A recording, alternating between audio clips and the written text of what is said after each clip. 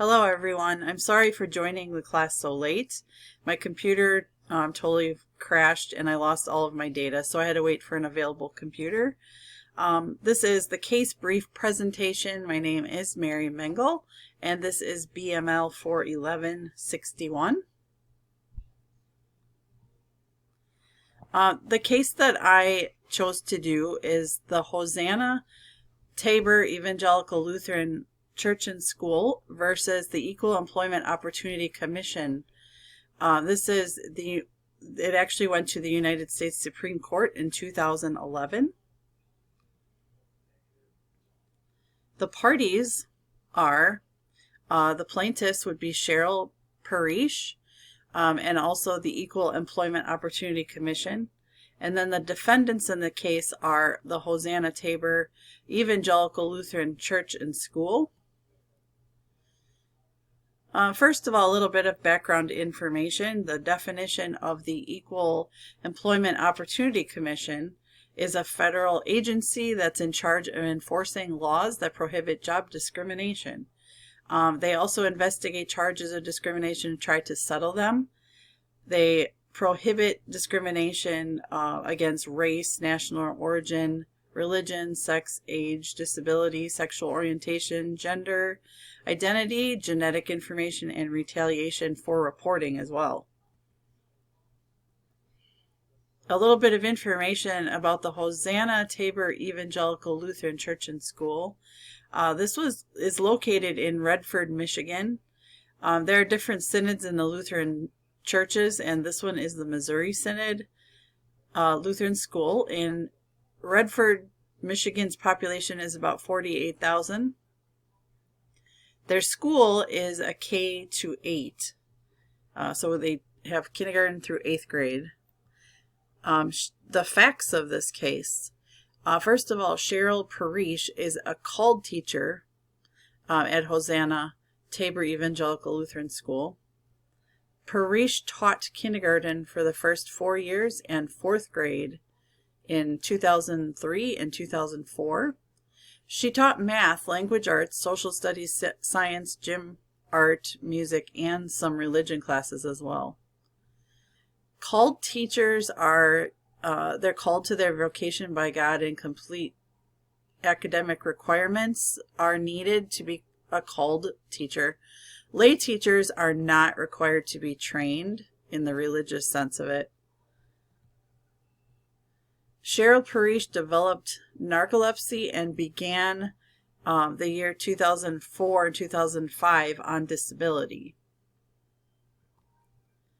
In 2005, she notified school that she would work in February, but school already contracted another teacher. The principal and congregation agreed that she wasn't ready to come back yet. Church agreed to pay part of her health insurance and hoped that she would basically retire or resign from her position. Parrish refused to resign, and the principal said that she was probably going to be fired, and she ended up being fired. The procedure in this case, Parrish filed a charge with the Equal Employment Opportunity Commission, claiming that the church violated the Americans with Disabilities Act. The EEOC brought suit on Hosanna Tabor for retaliation. Hosanna argued that the suit was barred by the First Amendment. The district court granted summary judgment in Hosanna's favor. And then the 6th court reversed it when it went there, and they recognized the existence of the ministerial exception, which is rooted in the First Amendment, but concluded that Parrish didn't qualify. Then Hosanna appealed to the U.S. Supreme Court. The issues: did Hosanna Tabor have a right to fire Parrish? And did the ministerial exception really apply? And the holding is yes and yes. The court decided the church can make its own decision. And yes, they did decide that she was a minister after she accepted the call. She taught secular subjects and also religion class.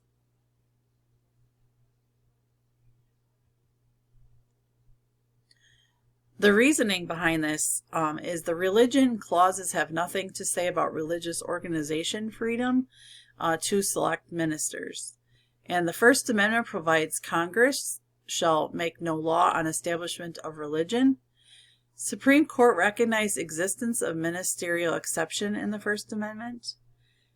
Found impermissible for government to contradict who can act as a minister. And because Parrish was a minister within ministerial exception, the First Amendment requires dismissal against religious employers.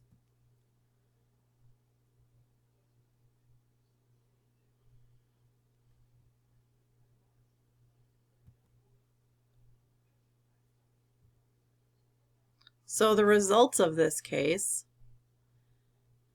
the suit ended up to be dropped. So the Supreme Court found that there was a ministerial exception. She was trained and she did teach religion classes.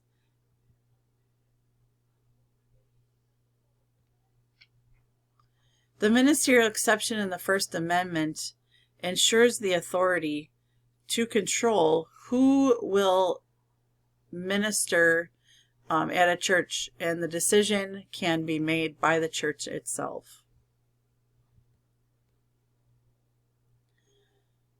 Congress shall make no law respecting an establishment of religion. That's an important thing to remember in this case. And then this case is important to businesses, but especially in private school settings. I myself would like to be a teacher in a private school, and it's an important thing for the faculty to understand the First Amendment. It's important for the principal and all of the leaders of the school and church to also understand the First Amendment and what may happen under these kind of circumstances. I agree that the school needed to hire a new teacher to function correctly. I don't think it's fair that she did need to leave and then expect to have that same spot available for her. There was no timing that she had given to them, and as a school, they need to be able to function. They need to have their classes resume without interruption. So I feel it was valid that they did need to find someone else to do that. Otherwise, she could have said it didn't, that she wasn't returning. So that is the case, which I find very interesting.